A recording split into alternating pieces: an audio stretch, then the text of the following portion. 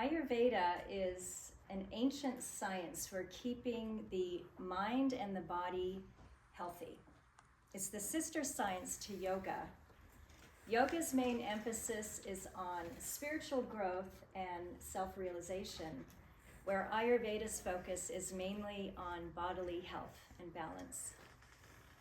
Today I'm going to present a concept in Ayurveda which is fundamental to Ayurvedic theory and practice. It's called the 3 causes of disease. Before I present that, I did want to say that disease begins when we forget our true nature as spirit. And we think we're just a body and a mind, and we get caught up in this physical world with all of its stories and dramas. That creates disturbances in the mind. Our mental tranquility gets rocked, and emotions ripple out into our awareness. That creates disturbances in our energetic, biological systems, and disease settles into the physical body.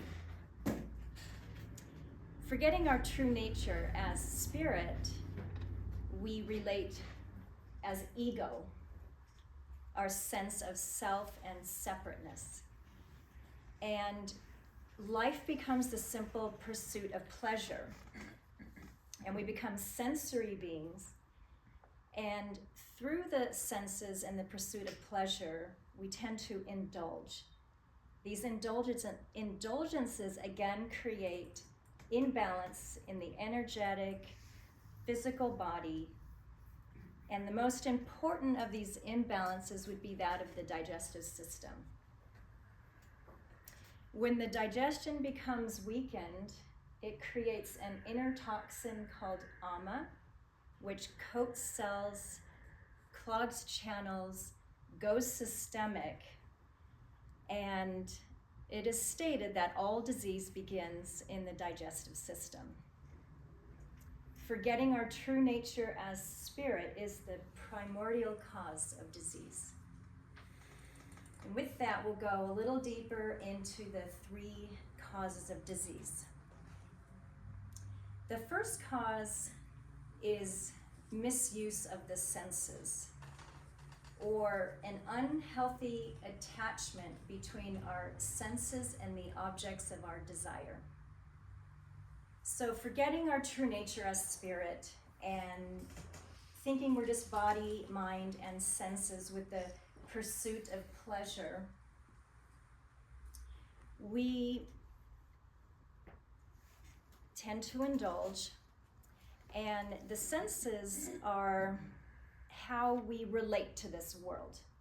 They're how we get to know ourselves. They are portals or gateways into our minds, our bodies, our consciousness. We're constantly taking in impressions through our 5 senses. And what we take in will be either harmonious to our energetic constitution or disharmonious. And how would we know really what we're taking in if it will imbalance us or balance us if we don't know our own energetic makeup?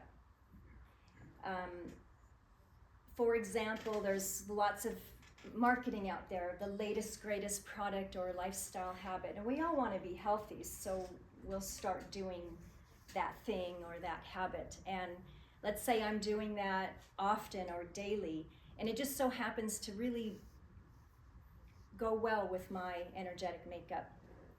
And the next person will do the same thing, but their makeup is completely opposite of mine, their physiology. So in fact, they are kind of imbalancing themselves without knowing it. So this cause of disease is rather innocent, and just an innocent ignorance of they just not knowing that they could be harming themselves. So Ayurveda, knowing the role the 5 senses would play in creating imbalance or disease, uses 5 sense therapies to bring healing and balance. Sense of taste, we would use foods or herbs. Smell, aromatherapy. Sight, color therapy, or looking at beautiful things, being in nature. Hearing could be mantra or bird song, being in nature again. Hearing less of the news. Touch could be massaging warmed, medicated herbal oil into the skin. So Ayurveda is really a science of bringing the physical environment in balance with our external environment through the five senses. The second cause of disease would be failure of the intellect or intellectual blasphemy or misuse of the senses. The ancient texts had a great way of saying things. Our intellect is used constantly to make decisions for ourselves. And we base those decisions on things we have learned or our intuition. And our intellect, if we go quiet and get inside, we know how to act, to do things that would be good for us and keep us in balance. But we don't always follow that. For example, we might stay up too late. We might eat too much, eat the wrong foods, too much screen time, knowing we won't feel optimal afterwards, but we do it anyway. This is failure of the intellect, or intellectual blasphemy, or crimes against wisdom. This is when we know that what we're doing is bad for us, but we do it anyway. Here, Ayurveda would use yoga and yogic techniques to help strengthen the intellect, to remember the spirit within, and to have, to be able to, our intellect is connected to our senses and our soul. And the senses will lead the intellect towards disharmony and disease. The soul will lead the intellect towards harmony and health. And the yogic techniques can help train the intellect. And I don't really like the word discipline, because the rebel inside me wants to push against that, and it feels kind of rigid. And I like the definition more of being a disciple to oneself. And that feels more honoring, and this is a temple that houses my spirit, and it makes me want to take care of myself better. The third cause of disease is decay and transformation due to time and motion, or stress over time. And what we're looking at here is there are two forms of time, linear and biological. Linear time is static.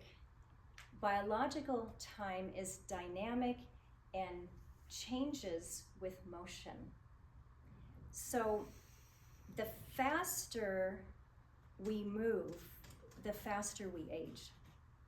The busier we are, the faster biological time moves. The more we slow down and are still, the slower biological time passes. But what's even more impactful than physical movement is the movement within the mind. And the faster thoughts pass through the mind, the more distracted we are and spending time in the past or the future, biological time speeds up. And the more we are present and focused, biological time slows down. And when the mind is really, really quiet and still, as in deep meditation, there's no passage of biological time. Time stands still. Linear time is our age. Biological time is the state of health or disease in the body or the mind as we age.